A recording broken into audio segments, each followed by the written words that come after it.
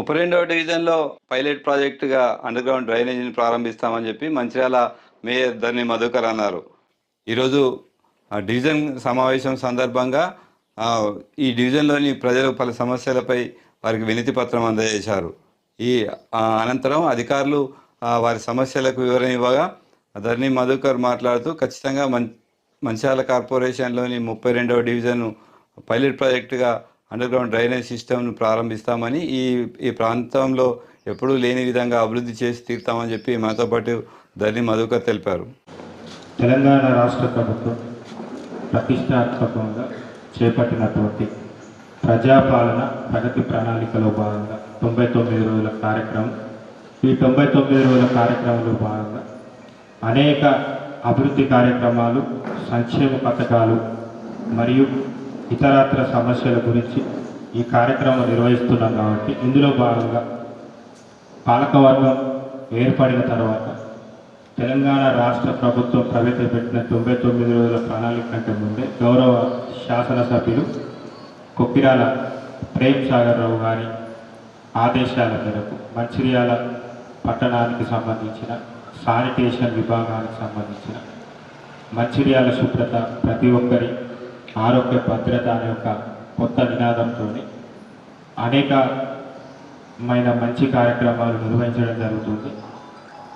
దాంట్లో భాగంగా ప్రతి డివిజన్కి సంబంధించి శానిటేషన్, చెత్త సేకరణ కావచ్చు, స్ట్రీట్ లైట్లు అమర్చడం కావచ్చు, మిషన్ భగీరథకు సంబంధించిన పైప్ లైన్స్ ఎక్కడైనా రిపేర్ ఉంటే వాటిని చేయడం కావచ్చు, కొత్తగా నల్ల కనెక్షన్స్ ఇవ్వడం కావచ్చు, సీసీ రోడ్స్ మరమ్మతులు చేయడం, ఎక్కడైనా గుంతలుంటే వాటిని మరమ్మతులు చేయడం కావచ్చు, ఖాళీ ప్రదేశాల్లో చెత్తలు ఎక్కడెక్కడైతే ఉన్నాయో వాటిని శుభ్రం చేయడం కావచ్చు. మంచి కార్యక్రమం గౌరవ శాసనసభ్యులు వారి ఆదేశాల ప్రకారం చేయడం జరుగుతుంది. దానిలో అనుగుణంగా 99 రోజుల కార్యక్రమం కూడా అందులో ఇన్వాల్వ్ అయ్యింది. కాబట్టి ఇవి రెండు కూడా మేము తీసుకొని ప్రతి డివిజన్లో శానిటేషన్ సంబంధించిన శుభ్రత మేము నిర్వహిస్తూ ఉన్నాం. దాంట్లో భాగంగా మొన్నటికి మొన్న మన డివిజన్ నుంచి మనం ప్రారంభించుకున్నాం ఈ కొత్త ఏదైతే మంచిర్యాల శుభ్రత ప్రతి ఒక్కరి ఆరోగ్య భద్రత అనేది ఉందో మన డివిజన్ నుంచి ప్రారంభించుకున్నాం. వాస్తవంగా చూసుకుంటే 2.5 సంవత్సరాల నుండి మన డివిజన్లో అంతకుముందు అనేకమైన సమస్యలు ఉండే, డ్రైనేజీ సమస్యలు కావచ్చు, స్ట్రీట్ లైట్ సమస్యలు కావచ్చు, మంచినీటికి సంబంధించిన సమస్యలు కావచ్చు, అనేక సమస్యలు ఉండే. ఇక్కడ మెయిన్ రోడ్డుకు సంబంధించిన లైన్లు అన్నీ కూడా ఇప్పుడు ఏప్రిల్ స్టార్ట్ అయింది, మార్చి నుంచి జూన్ వరకు మంచినీటి అనేది చాలా ఎక్కువగా ఉండేది మన ప్రాంతంలో.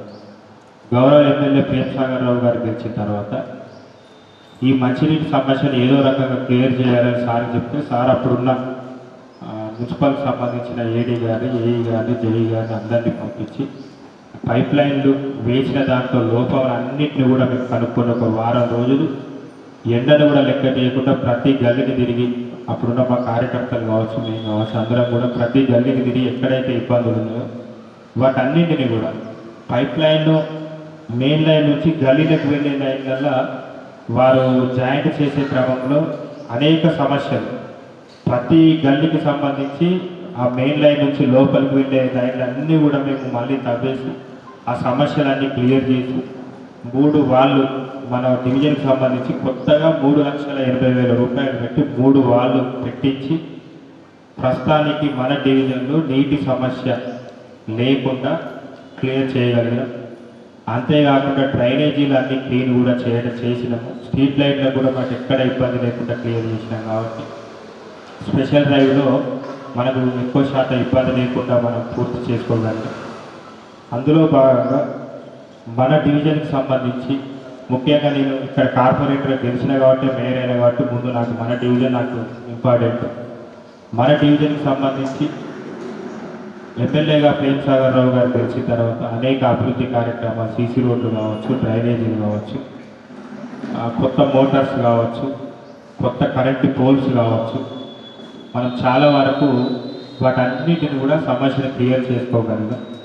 దాని ద్వారా మీరు నన్ను గుర్తించారు, ఈరోజు ఈ స్థాయిలో నన్ను కూర్చోబెట్టారు. కాబట్టి ఖచ్చితంగా ఈ డివిజన్కి సంబంధించి ఇప్పుడు ఏదైతే ఇందిరా మిల్లకు సంబంధించి 39 ఇంటికి ఇచ్చినాం, అందులో కొన్ని కొంతమందికి ఆర్థిక పరిస్థితులు కావచ్చు, ల్యాండ్ డాక్యుమెంట్స్ ఇబ్బందులు కావచ్చు, కొంతమంది కట్టుకోలేకపోయారు. వాటి ప్లేస్లో కొత్త వారికి కూడా మళ్ళీ అలాట్ చేస్తూ ఉన్నాం. అంటే ఫస్ట్ విడతలకు సంబంధించి ఒక 16 ఇళ్ళు వాటిలోనే ఇవ్వడం జరుగుతుంది. సెకండ్ విడతకు సంబంధించి కూడా మరొక 20 నుంచి 30 ఇళ్ళు మళ్ళీ కూడా మనకు వస్తే అందులో కూడా ఎవరెవరైతే అర్హులు ఉన్నారో వాళ్ళకు కూడా ఇవ్వడం జరుగుతుంది.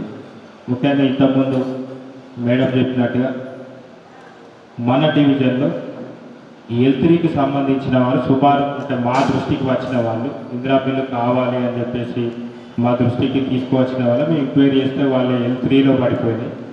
వాటన్నిటిని కూడా మేము మొన్న మేడం కూడా ఇచ్చినాం. ఇందిరా బిల్లుకు అర్హులయ్యే విధంగా వాటిని కూడా చేయడానికి సిద్ధంగా ఉన్నాం. ముఖ్యంగా మన డివిజన్లో చాలామంది రిటైర్మెంట్ కార్మికులు ఉన్నారు. సింగరేణికి సంబంధించి 10 సంవత్సరాల నుంచి రేషన్ కార్డు లేక చాలా ఇబ్బందులు పడ్డారు. రేషన్ కార్డు అంటే కేవలం చాలామంది బియ్యం కోసం అనుకుంటారు, కానీ బియ్యం పేదవారికి ఎంత ముఖ్యమో ఈ రేషన్ కార్డు ఉండడం వలన వాళ్ళ పిల్లల భవిష్యత్తు కావచ్చు, హాస్పిటల్ ట్రీట్మెంట్ కావచ్చు, ఏదన్నా హాస్పిటల్లో ఇబ్బంది ఉండి ట్రీట్మెంట్ తీసుకున్న తర్వాత ఎమ్మెల్యే గారి ద్వారా తీసుకునే సీఎం రిలీఫ్ ఫండ్ కావచ్చు, ఎల్ఓసీలకు సంబంధించిన ట్రీట్మెంట్కి సంబంధించిన ఎల్ఓసీలు కావచ్చు, ఇవన్నిటిని కూడా అందులో ఇంక్లూడ్ అయి ఉంటాయి.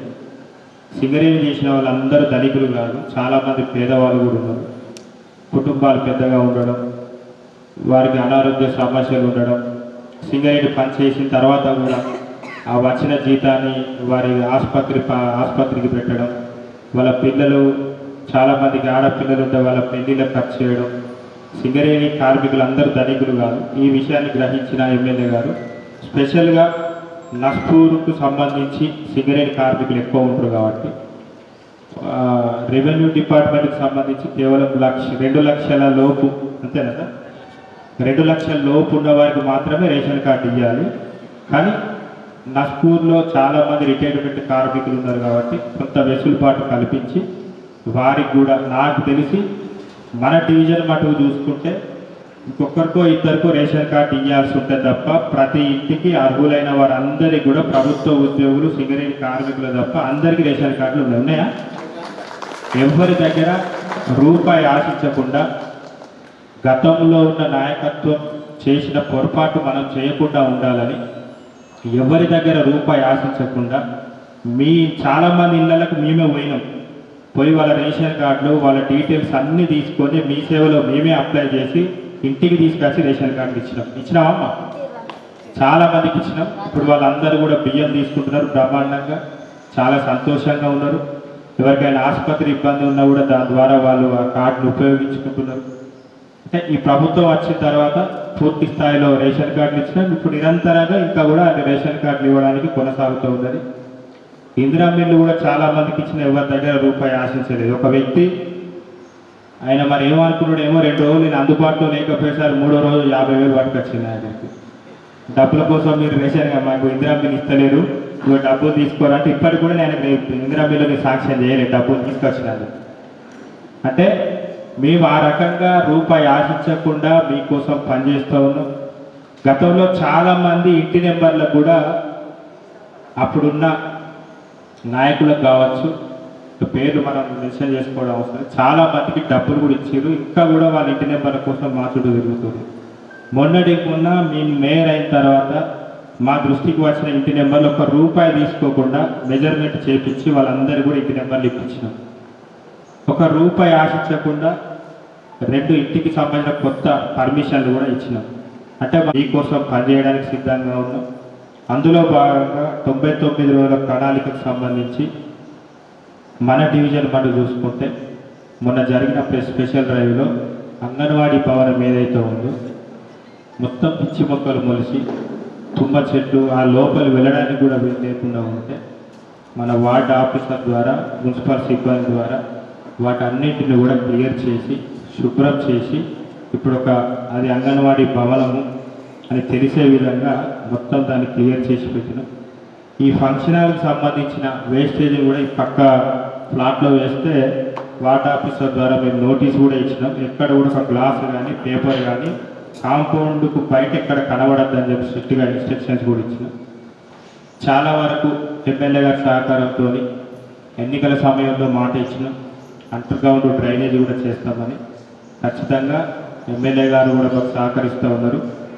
ఈ అండర్ గ్రౌండ్ డ్రైనేజ్ అనేది నాకు తెలిసి పైలట్ ప్రాజెక్ట్ కింద మన డివిజన్ సెలెక్ట్ అవుతుంది. మన డివిజన్ నుంచే ఈ అండర్ గ్రౌండ్ డ్రైనేజ్ అనేది ప్రారంభిస్తాము.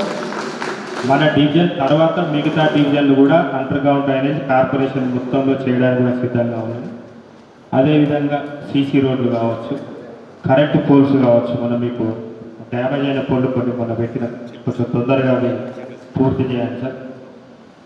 ఇంకా మిగతా ఇప్పుడు మేడం చెప్పారు అంగన్వాడీ సెంటర్కి సంబంధించి వాటిని కూడా పరిష్కరించి త్వరగా పరిష్కారం చేసే విధంగా మేము ప్రయత్నాలు చేస్తాం.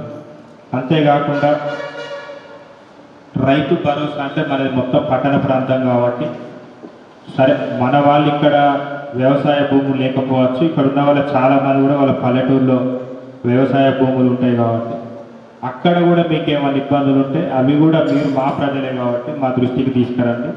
సంబంధిత అక్కడ ఉన్న ఎంఆర్ఓ గారి కావచ్చు, అది ఏ డివిజన్కి సంబంధించిన ఆర్డీఓ గారి కావచ్చు, మేము చెప్పి మీకు ఆ పనులు చేయడానికి కూడా సిద్ధంగా ఉన్నాం.